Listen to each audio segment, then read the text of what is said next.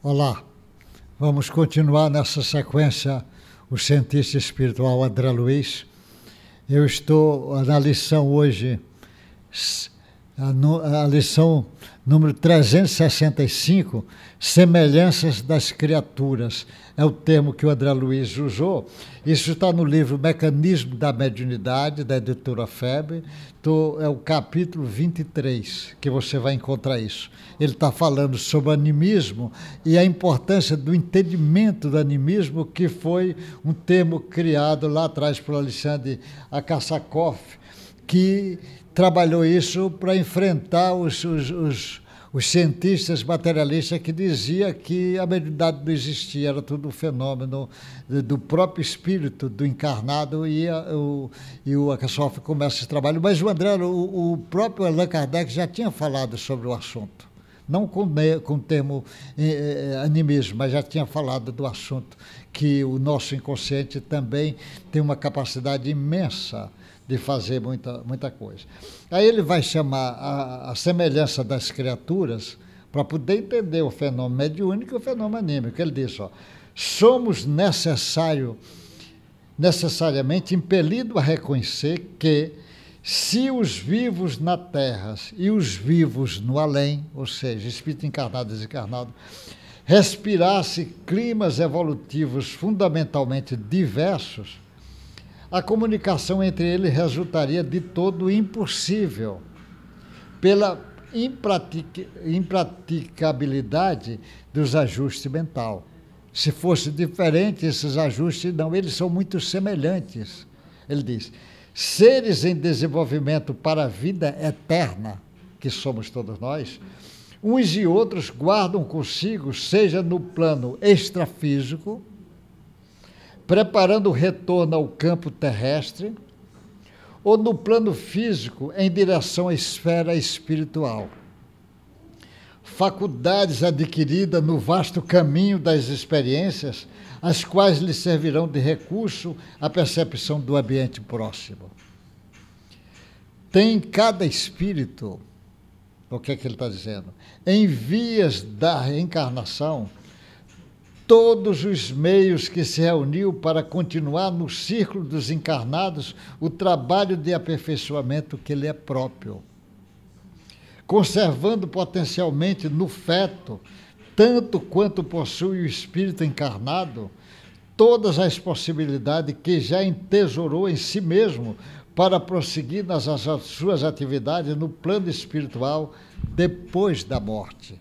Ou seja, tanto o sujeito aqui encarnado, ele já tem condições para continuar, de acordo com o seu grau evolutivo, prosseguir no seu trabalho pós a morte física, como também o espírito que adquiriu a sua evolução.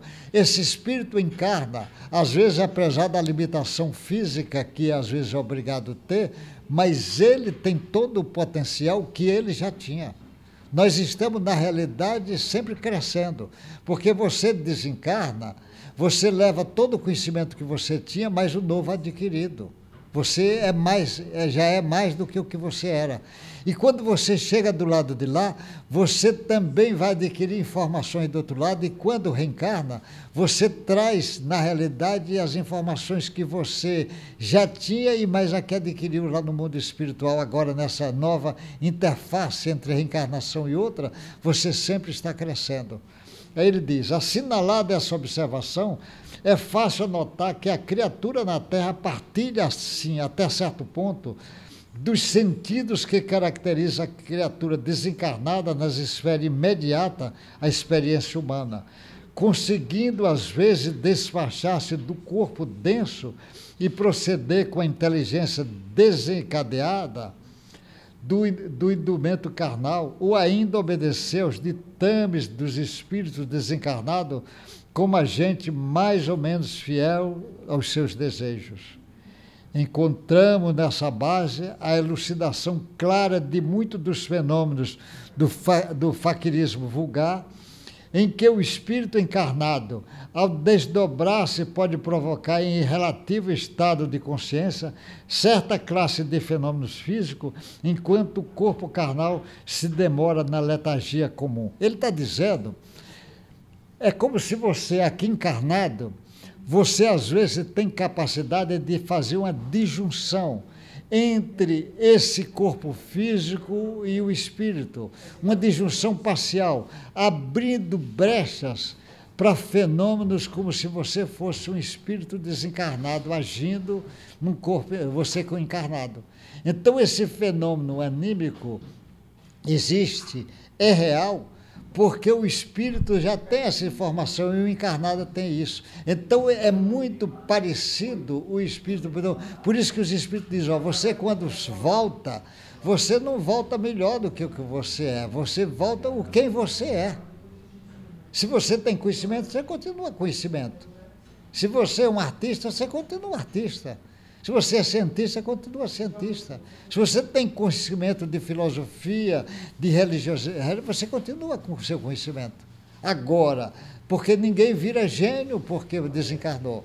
Porque normalmente é o mesmo fenômeno do encarnado. Por isso que ele diz a semelhança das criaturas entre o encarnado e o desencarnado. Para você, ele está chamando a atenção dessa semelhança, para você poder entender o fenômeno anímico e o fenômeno mediúnico. Por isso que ele está trazendo isso. Ele está trazendo esse trabalho, uma informação dessa, vai ser muito importante para os pesquisadores no futuro se debruçar e fazer a diferença científica entre animismo e mediunidade, entre a junção, às vezes, do fenômeno anímico e o médium, entre a junção do médium, às vezes, de trabalhar sozinho ou trabalhar em combinação com o espírito. Ele estava trazendo uma série de informações que o mundo acadêmico vai pesquisar.